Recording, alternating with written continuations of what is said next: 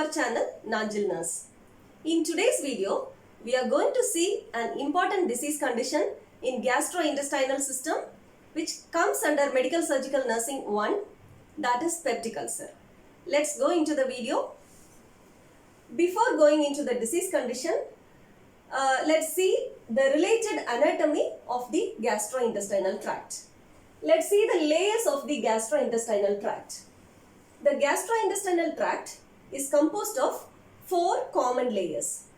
From inside to outside, these 4 layers are mucosal layer, submucosal layer, muscular layer and the serosal layer. The mucosal layer is the inner layer and the serosal layer is the outer layer of the gastrointestinal tract. Now let us see the parts of stomach. Stomach is consisting of 3 parts. The first one is fundus, which is the upper portion of the stomach. Second one is the body, which is the middle portion of the stomach. Third one is the antrum, which is the lower portion of the stomach. The fundus consists of 2 types of cells, that is the chief cells and the parietal cells. The chief cells secrete pepsinogen, which helps in protein digestion, and the parietal cells secrete hydrochloric acid, which makes the food acidic or the gastric content acidic, and it also secretes intrinsic factor which promotes vitamin B12 absorption in the small intestine. Now let us see the definition of peptic ulcer disease. Peptic ulcer disease is a condition which is characterized by erosion of the gastrointestinal mucosa which results from the digestive action of hydrochloric acid and pepsin. Any portion of the gastrointestinal tract which comes in contact with the gastric secretions can develop ulcers, including the lower portion of the esophagus, the stomach and the duodenum. Next, we will see the incidence of peptic ulcer disease. The incidence of peptic ulcer disease in India is estimated to be 4 to 6 people per 1000 population. So, the incidence is 4 to 6 people per 1000 population. Next, we will see the types of peptic ulcer disease. Peptic ulcer disease can be classified into 2 main types. The first type is according to the degree and duration of mucosal involvement. According to the degree and duration of mucosal involvement, peptic ulcer disease can be classified into 2 types, acute ulcer and chronic ulcer. Acute ulcer. Acute ulcer is of short duration. It is associated with superficial erosion and minimal inflammation. It can resolve quickly if the cause is identified and removed. Next one is chronic ulcer. Chronic ulcer is of long duration. It can erode the muscular layer and even the serosal layer. In chronic ulcers, because the ulcer is formed for a longer period of time, there will be formation of scar tissue or fibrous tissue. According to the location of ulcer, peptic ulcer disease can be classified into 2 types, gastric ulcer and duodenal ulcer. Gastric ulcer. Gastric ulcers are the types of ulcers which occurs in any portion of the stomach. Even though gastric ulcers can occur at any portion of the stomach, the most common area is the antrum of the stomach, which is the lower portion where the food mixes with the gastric secretion. Gastric ulcers are less common than duodenal ulcers. The peak incidence of gastric ulcers occur in people above 50 years of age. Next one is duodenal ulcer. Duodenal ulcers are the types of ulcers which occurs in the duodenum. Duodenum is the first portion of the small intestine. It is a hollow tube which connects the stomach and the small intestine. Duodenal ulcers are more common than gastric ulcers. It accounts for about 80% of all peptic ulcers. The peak incidence of duodenal ulcers occur in people between 35 and 45 years of age. Now let us see the etiological factors of peptic ulcer disease. There are so many etiological factors. The first one is Helicobacter pylori infection. Helicobacter pylori is a gram-negative bacteria. Approximately 2/3 of the world's population is infected with Helicobacter pylori. Helicobacter pylori infects people in underdeveloped countries and people with low socioeconomic status. This is transmitted through fecal-oral route or oral-oral route. Helicobacter pylori can reside in the mucosal layer for a long period of time, and it can get attached with the epithelial cells of the mucosal layer and gets colonized there. It produces an enzyme called urease that can break down the plasma urea into ammonium chloride and carbon dioxide, which can damage the gastric mucosa. Helicobacter pylori also can alter the secretion of gastric acid, which can produce tissue damage. The second etiological factor is medication-induced injury. Long-term use of non-steroidal anti-inflammatory drugs, corticosteroids and anticoagulants can lead to the formation of peptic ulcer disease. These drugs can lead to peptic ulcer disease in 3 ways. The first one is they may inhibit the synthesis of prostaglandins, which can act as a protective layer in the gastric mucosa. Second one is they stimulate the secretion of gastric acid, that is increased gastric acid will be secreted. And the third one is they may reduce the integrity of mucosal barrier. The next etiological factor is dietary factor. Increased intake of alcohol can lead to peptic ulcer disease because alcohol stimulates increased gastric acid secretion. Next, increased intake of hot, spicy and irritating foods also can lead to peptic ulcer disease. Then, increased intake of coffee can lead to peptic ulcer disease because caffeine stimulates increased gastric acid secretion. The next etiological factor is smoking. Smoking also can lead to peptic ulcer disease because nicotine stimulates increased gastric acid secretion. Smoking also can delay ulcer healing if ulcer already exists. Next etiological factor is psychological distress. Psychological distress like stress and depression can delay ulcer healing if ulcer is already present. Next we will see the other risk factors which can lead to peptic ulcer disease. The first one is incompetent pyloric sphincter.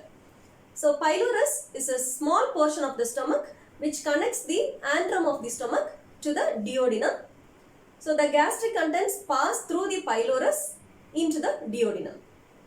So in some people there will be inflammation in the antrum which can block the pylorus. So the gastric contents cannot pass through the pylorus into the duodenum. This will lead to formation of peptic ulcer disease. And sometimes if the pyloric sphincter is unable to close properly, then there will be reflux of bile salts from the duodenum into the stomach. This can lead to peptic ulcer disease. Then the second risk factor is Zollinger-Ellison syndrome. This is a very rare condition where there is presence of tumors in the upper portion of the duodenum. These tumors are called as gastrinomas. Gastrinomas can secrete increased amount of hormones called gastrin. This gastrin stimulates increased gastric acid secretion. So this will lead to tissue damage and it can cause peptic ulcer disease. Next, other infections like infections from Mycobacterium species, cytomegalovirus and syphilis can all lead to peptic ulcer disease. Next we will see the pathophysiology of peptic ulcer disease. Due to the etiological factors. The etiological factors may be Helicobacter pylori infection, it may be due to drugs, dietary factors, smoking, psychological distress and other risk factors like Zollinger-Ellison syndrome, incompetency of the pyloric sphincter can lead to breakdown of gastric mucosal barrier. So initially these etiological factors can lead to breakdown of the gastric mucosal barrier. Next, the hydrochloric acid will diffuse back into the mucosa. So the secreted hydrochloric acid will be diffusing back into the broken mucosal barrier. Next, this will lead to destruction of mucosal cells. So the hydrochloric acid will be destructing the mucosal cells. This will lead to increased acid and pepsin release. So the destructed mucosal cells will be releasing increased acid and pepsin. So this increased acid and pepsin will again lead to mucosal erosion. So this mucosal erosion will lead to bleeding and ulceration. Now let us see the clinical manifestations of peptic ulcer disease. The clinical manifestations will be slightly differing in gastric ulcer and duodenal ulcer. So the first clinical manifestation in gastric ulcer is pain. The pain is usually located in the high epigastrium, back and upper abdomen. In duodenal ulcer, the pain is located in the mid epigastrium, back and upper abdomen. Next, the pain in gastric ulcer is usually explained as burning pain or gaseous pain, but in duodenal ulcer it is often explained as burning pain, cramping pain or pressure-like pain. Next, in gastric ulcer, the pain occurs after 1 to 2 hours after taking meal, because immediately after taking meal there will be increased gastric acid secretion. That's why the patient has pain immediately after taking meal. But in duodenal ulcer, the pain will be felt 3 to 4 hours after meal, because when the patient takes meal, the gastric acid is mixed with the meal and this will serve as a protective coating. But after 3 to 4 hours, there will be increased gastric acid secretion. When this gastric acid comes in direct contact with the duodenum, the patient will be having pain. So the pain will be present in the mid-morning, mid-afternoon and in the middle of the night. Next, the patients with gastric ulcer and duodenal ulcer will be having occasional nausea and vomiting. They will be having anorexia, that is loss of appetite, and they will also have weight loss. Next, we will see about the complications of peptic ulcer disease. There are 3 major complications of peptic ulcer disease. The first one is hemorrhage, second one is perforation, and the third one is gastric outlet obstruction. First complication is hemorrhage. Hemorrhage is the most common complication of peptic ulcer disease. This is more common in duodenal ulcers. And second one is perforation. Perforation is also more common in patients with duodenal ulcers. When all the 4 layers of the stomach or the duodenum are damaged, it will lead to perforation. Perforation is formation of hole in the duodenum or the stomach.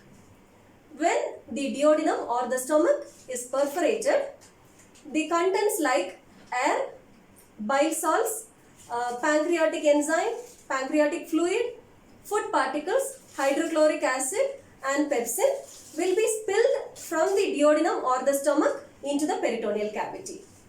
So, if it is untreated, if it is not treated immediately, it will lead to bacterial peritonitis, that is the inflammation or infection of the peritoneum due to bacteria within 6 to 12 hours. So, when there is perforation, the patients will be having severe abdominal pain, they will be having severe nausea and vomiting, the bowel sounds will be absent, there will be increased pulse rate and there will be weak pulse, the patient will be having shallow and rapid breathing, etc. The next complication is gastric outlet obstruction. Gastric outlet obstruction is the obstruction of distal stomach or the duodenum due to inflammation, edema or scar tissue formation. When there is gastric outlet obstruction, the gastric content cannot pass from the stomach into the duodenum. So, the patient will be having abdominal bloating or dilation of the abdomen. The patient will be having nausea and vomiting and they will not be having appetite. So, there will be decreased intake of food and fluids, and due to this the patient will be having constipation. Next, we will see about the diagnostic evaluation of peptic ulcer disease. So, diagnosis can be done by collecting history from the patient, that is history collection. So we have to collect history regarding dietary pattern, drugs used by the patient, the psychological state of the patient, the smoking habit or the alcohol habit of the patient. So by collecting all these history, we can get baseline information about the patient. Second one is physical examination. By doing physical examination, we can find out the location of the pain, where exactly is. Then the third diagnostic evaluation is endoscopic examination. So endoscopic examination is the most accurate diagnostic evaluation for peptic ulcer disease. By doing endoscopic examination, we can view the gastric mucosa and the duodenal mucosa directly.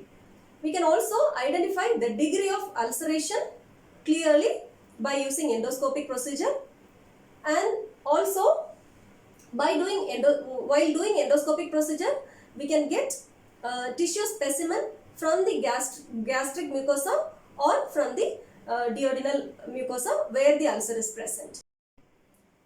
Next, there are different types of tests which can be done to find out if there is Helicobacter pylori infection in the patient. So the first test is biopsy with rapid urease testing. So while doing endoscopic examination, we will be getting tissue specimen for biopsy. So during biopsy, the tissue specimen is kept in a media containing urea. So if there is Helicobacter pylori infection, the urease which is present on the tissue will be combining with the urea present in the medium, and it will be producing ammonium chloride and carbon dioxide, which will change the pH level of the medium. So this shows that there will be presence of Helicobacter pylori infection in the tissue. Second one is serum antibody test. The serum antibody test, serum or the whole blood will be taken for antibody test.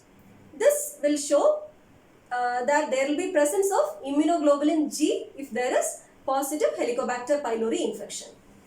Third one is urea breath test.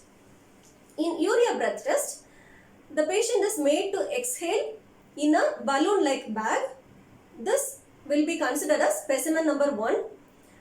The amount of carbon dioxide exhaled by the patient will be measured. Then the patient will be asked to drink a fluid containing urea. After drinking this fluid, the patient will be asked again to exhale in another balloon-like bag. So if there is presence of Helicobacter pylori infection, the urease in the Helicobacter pylori will be combining with the urea which was drunk by the patient, and this will produce ammonium chloride and carbon dioxide, and then the patient will be made to exhale in another bag which is like balloon. So again the carbon dioxide level will be measured. If the carbon dioxide level measured in the second specimen is more than the carbon dioxide level measured in the first specimen, it shows that there is presence of Helicobacter pylori infection. And the fourth test for identifying Helicobacter pylori infection is the stool antigen test. The stool is tested for the presence of Helicobacter pylori antigen. If it is present, then we can confirm that there is Helicobacter pylori infection in the patient. The next diagnostic evaluation is barium contrast study. In this test, the patient is made to drink a barium meal. The barium will be forming a white lining over the inner layer of the gastric mucosa or the duodenal mucosa. After drinking barium meal, X-ray abdomen is taken. If there is any inflammation in the GI tract, we can see in the X-ray. Next one is fasting serum gastrin levels. This fasting serum gastrin level will show if there is presence of Zollinger-Ellison syndrome, which is a tumor present in the upper duodenum. This tumor is otherwise called as gastrinoma. Gastrinoma will be secreting hormone called gastrin. If there is presence of increased serum gastrin level, it shows presence of Zollinger-Ellison syndrome. Next one is complete blood count or CBC. CBC shows presence of anemia in patients with gastric or duodenal ulcer bleeding. Next, we will see about the management of peptic ulcer disease.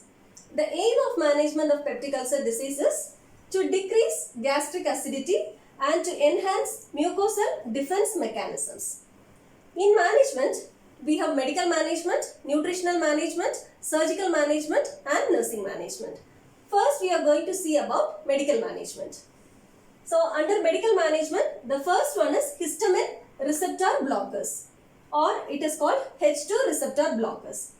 These histamine receptor blockers will help in decreased secretion of gastric acid, and it helps in ulcer healing. Examples of H2 receptor blockers are ranitidine, cimetidine, etc. Second one is proton pump inhibitors. It is commonly called as PPIs. These proton pump inhibitors also helps in decreased secretion of gastric acid, and it helps in ulcer healing. Examples of proton pump inhibitors are omeprazole, pantoprazole, lansoprazole, etc. In medical management, the next one is antibiotic therapy. Antibiotic therapy is given to eradicate Helicobacter pylori infection. There are two types of therapies in antibiotic therapy. First one is triple drug therapy and the second one is quadruple therapy. In triple drug therapy, there will be a combination of 3 drugs.